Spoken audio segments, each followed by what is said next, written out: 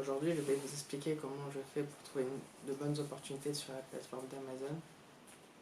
Dans un premier temps, il va avoir le bon mindset, le bon état d'esprit. La plupart des gens ont un mauvais état d'esprit.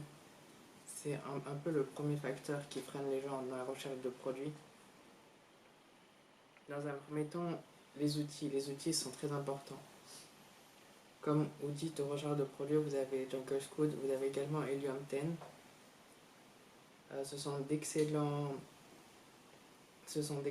outils pour estimer les ventes des concurrents, les ventes journalières ou les ventes mensuelles des concurrents ou des produits dans une niche globalement. Vous avez également les canaux de recherche. En règle générale, je regarde beaucoup dans les best-sellers, je farfouille dans les classements de vente. Je regarde également de TikTok, genre des produits TikTok, je suis des produits TikTok sur Amazon. Puis je commence à regarder dans les best-sellers pour trouver des choses intéressantes. Ouais. Helium 10 et Jungle Scout sont de super bons produits.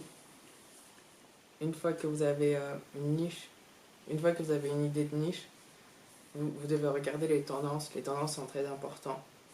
Vous pouvez le regarder sur Google Strand ou même sur TikTok pour regarder s'il y a des hypes sur TikTok par exemple. Vous pouvez également y déduire si un produit par exemple marche très bien en hiver ou très bien en été par de la logique, par exemple des bonnets ou des manteaux réchauffants, genre marchera très bien en hiver mais peu en été.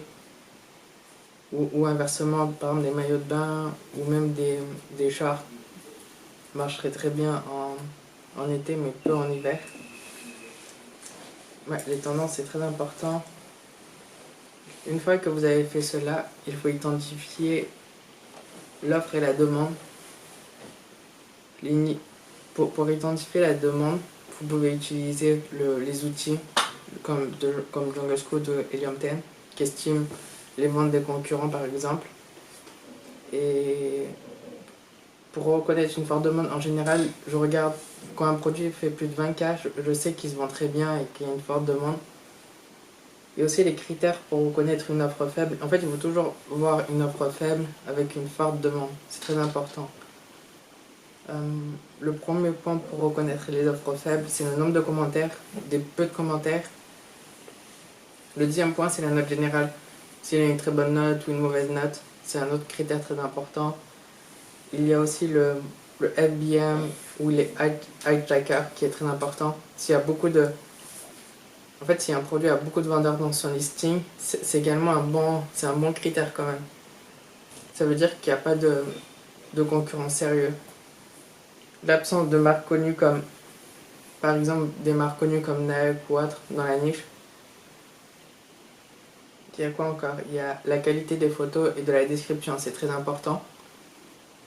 Si les photos sont mauvaises ou la description est mauvaise, c'est comme ça que j'identifie une niche assez faible. En général, il faut prendre des offres assez faibles, genre avec peu de commentaires ou des mauvais commentaires, ou même avec beaucoup d'offres avec du FBM ou l'absence de grandes marques par exemple, et avec une forte demande, c'est très important pour le lancement.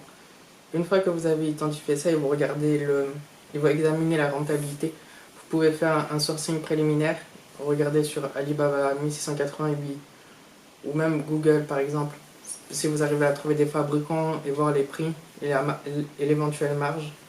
Ce que j'utilise comme outil pour regarder et pour estimer la rentabilité, c'est une Chrome extension, c'est FBA Calculator.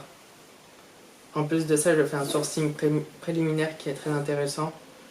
En règle générale, je cherche des produits au-dessus de 15 € parce que c'est des produits avec plus de marge. En dessous de 15 €, c'est un peu compliqué avec la TVA, le coût du produit, les frais Amazon, c'est très très très compliqué. À part si vous avez par exemple plusieurs produits d'une seule niche, en dessous de 15 €, c'est pas trop dérangeant. Ça pourrait renforcer votre marque dans une même catégorie de produits.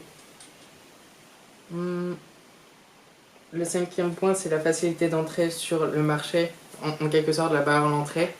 La barre à l'entrée, c'est quelque chose de très important. C'est en quelque sorte comme un videur qui dit toi tu rentres pas. En quelque sorte, c'est la difficulté qu'a un produit à rentrer dans un marché. La difficulté, ça pourrait être la législation du produit, le transport, le sourcing de ce produit. En règle générale, il faut quand même une assez bonne barre à l'entrée, c'est plutôt une bonne chose. Pas trop violente, sinon c'est trop compliqué. Des exemples de niches à grosse à l'entrée, par exemple, vous avez l'hélium, le gaz, le CBD, les compléments alimentaires.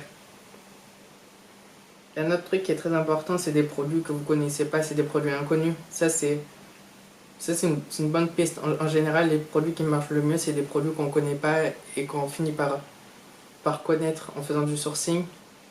C'est des produits où les gens ne pensent pas au premier abord de vendre ce produit sur la plateforme d'Amazon. Et une fois que vous avez tout cela, il faut tester la niche. C'est très important.